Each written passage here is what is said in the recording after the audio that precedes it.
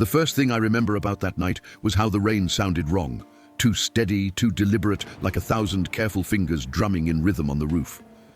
I told myself it was just a storm, but storms never felt like they were listening back.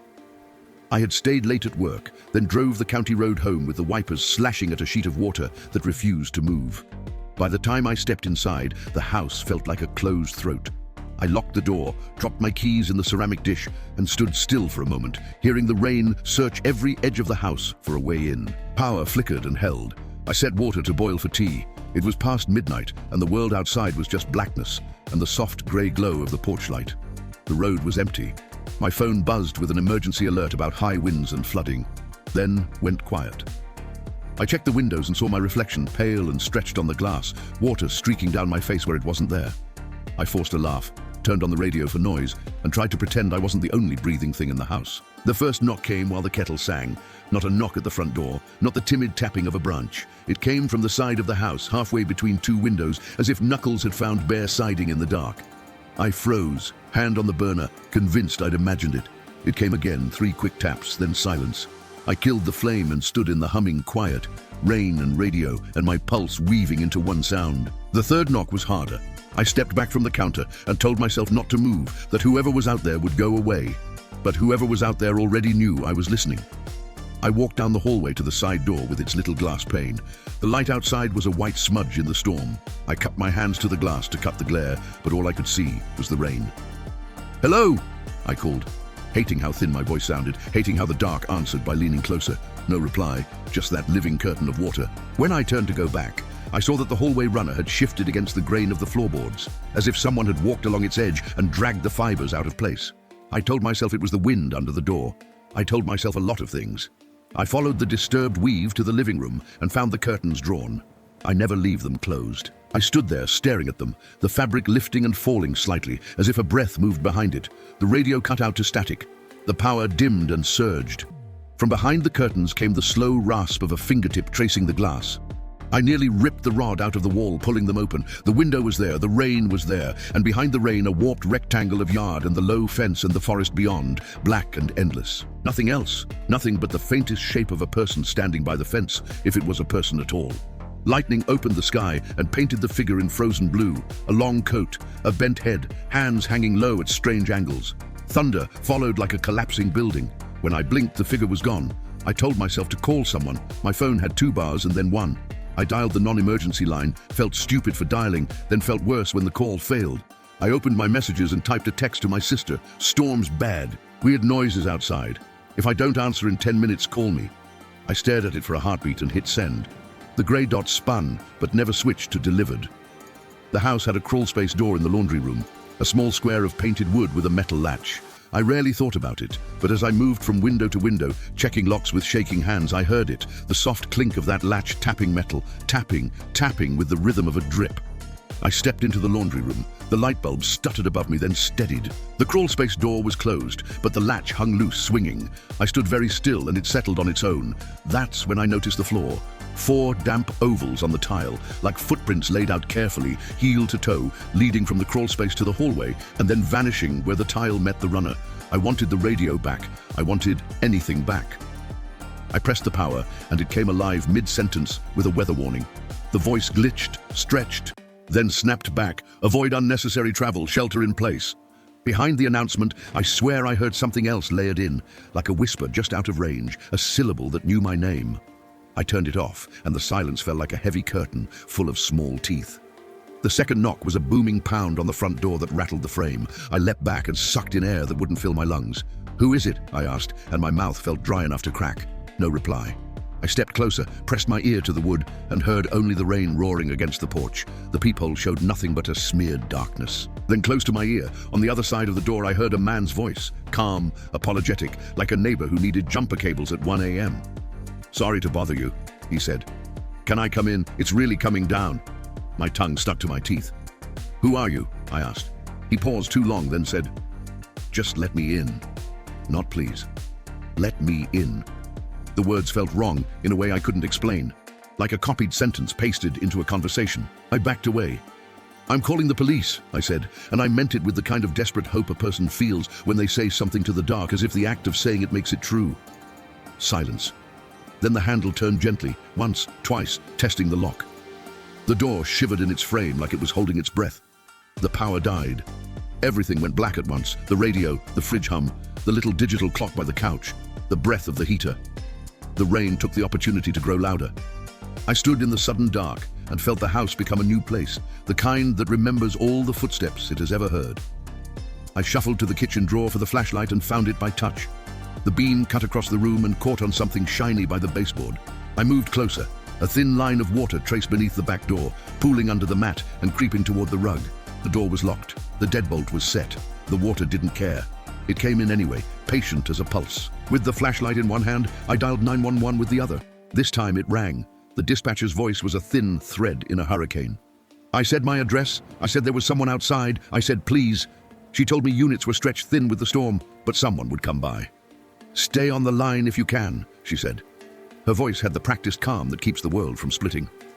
I moved from room to room, whispering updates, feeling like a child. That's when I heard movement in the attic, a dragging sound, then a pause, then another drag, light but deliberate, like something being pulled on old boards.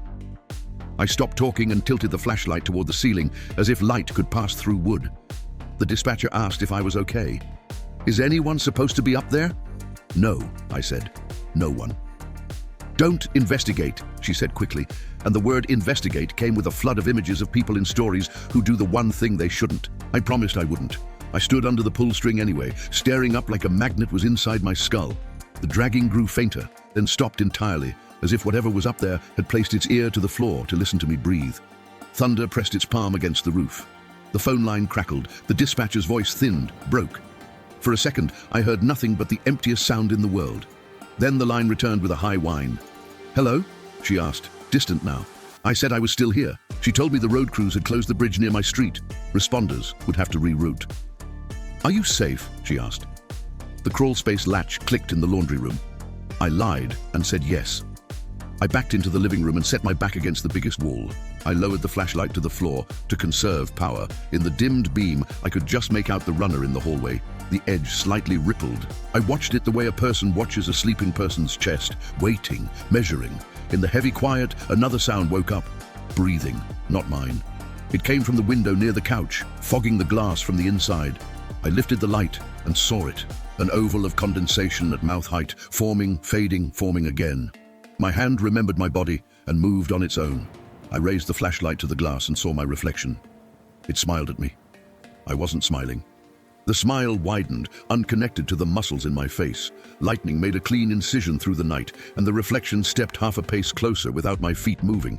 I dropped the beam, and when I lifted it again, it was only me in the glass, pale and shaking. The dispatcher asked me to repeat something. I told her I thought someone was inside. Even to my own ears, it sounded like a story you tell to be dramatic. She said to go to a room with one exit, lock the door and wait. I moved down the hall to the bedroom, but when I reached for the knob, the door swung slowly inward on its own. The room smelled like wet wool. My quilt had a dark smear on one corner, a fingerprint smudged in rainwater. I hadn't touched it. On the nightstand, my phone charger lay coiled the wrong way, wound counterclockwise like someone with a different hand had rolled it. I wanted to step back, but stepping back meant stepping toward the hallway and the crawl space and the attic and the window that inhaled. I forced myself inside, locked the door, and put my shoulder against it, because that's what people do when they don't know what else to do. I stood in the dark until a slow scrape came from under the bed. I swallowed once and felt how narrow my throat had become. The flashlight shook. I pointed it at the floor and crouched, and the light fell into the inch of darkness beneath the frame. At first, I saw only the raw wood and a few dust-gritty socks and a pen I thought I'd lost. Then my own eye looked back at me from the mirror I keep under the bed for reasons I no longer understand. My eye stared wide and wet. Then another eye opened behind it, where no reflection should be, deeper in the dark, blinking the way a living thing blinks when light touches it. Something shifted behind the mirror. The scrape became a rustle like cloth dragged over teeth. I staggered up with a sound that wasn't language and pressed my shoulder harder against the door. The knob trembled gently in my hand, and for an instant I felt the pressure of another palm on the other side, matching mine, the same size as mine, warm. The dispatcher's voice fell away completely, replaced by a distorted hiss and a whisper shaped around my name.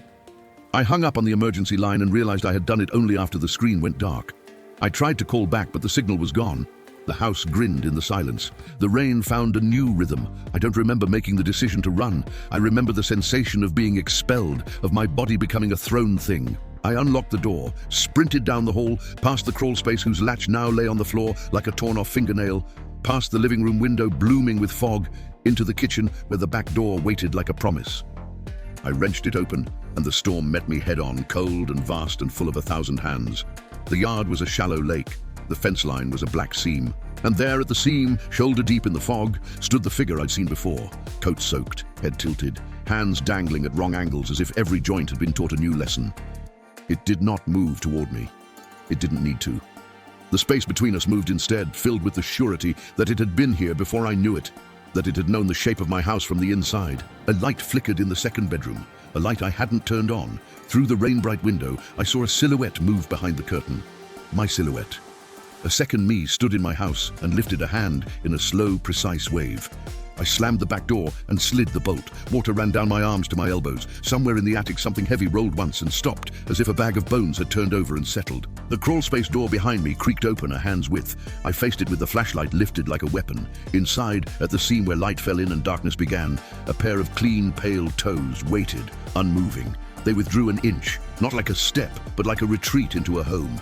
I began to talk. I didn't plan to. The words came on their own, small and ridiculous. I said I was not alone. I said the police were coming. I said the names of people who loved me. I said the name of the street and my house number and my sister's voicemail greeting, all the living facts I could gather like stones in my hands. The figures answered with stillness. The house answered with memory, with a draft that smelled like old damp, and a whisper that might have been wind, but felt like a mouth close to my ear, shaping 3 words that were older than hello. Let me in. The siren reached me as a distant silver thread, thin but unbreakable. It wove through the rain, through the trees, through the soaked road. I held onto it, pulled it toward me with a part of my mind that had not yet been stolen. The figures at the fence turned their heads as one, like a school of fish changing direction. The second me behind the curtain raised its hand again and put a finger to its lips. The toes in the crawl space curled under, making small half-moons in the dirt, and withdrew into depths I could not map. Red and blue light splashed the walls. A fist hammered the front door with a human impatience. "Sheriff's office!" a voice shouted, shaped by wind and training. I ran for the entry, flung the deadbolt, and dragged the door open to 2 uniformed officers, lacquered with rain. They stepped in with a kind of relief I felt in my bones. Their radios crackled with ordinary noise. Their boots left ordinary prints on the runner. The house breathed out. We searched the rooms together. They shone real flashlights into the corners. They checked the attic and found dust, old insulation, no bags of bones. They crouched at the crawl space and found only damp dirt, a forgotten rake, spiderwebs like abandoned handwriting. They noted the water under the back door and the smudge on the quilt and the charger wound wrong, and wrote all of it down in a small spiral notebook that felt like a piece of the world saved. They asked if I wanted them to stay until the power returned. I said yes, with a voice that sounded like it had been used by someone else. The storm eased toward morning. The sirens left for other emergencies. The officers gave me a card and a look that said, "Sleep if you can." I watched their taillights vanish into the wet grey dawn. The house was quiet. Too quiet, people say, but there is a kind of quiet after a night like that that feels like a decision. I made tea with shaking hands. I stood by the kitchen window and looked at my reflection in the pale light. It looked back with a tired face and eyes that had learned a new shape in the dark. And then it smiled very gently, as if to say we made it, as if to say it had always been me. I did not move. The smile held a fraction too long, wider by a degree only the body could measure. On the counter beside the kettle, the ceramic dish with my keys was empty. I found them later, hours later, tucked neatly under the bed where I had never put them, laid out heel to toe, like footprints pointing toward a place that still hasn't stopped breathing. If you think storms are just weather, I hope you're right. I hope the rain on your windows is only rain, and the knocks are only wind, and the shapes in the yard are only trees leaning toward each other like old friends. I sleep with the radio on now, not because I trust it, but because the voice between the stations still remembers my name. When water drums on the roof in that deliberate rhythm, I count the beats and wait for the one sound I can't bear and can't live without. The sound of morning, arriving like a promise I didn't earn. Some nights it comes. Some nights the reflection gets there first.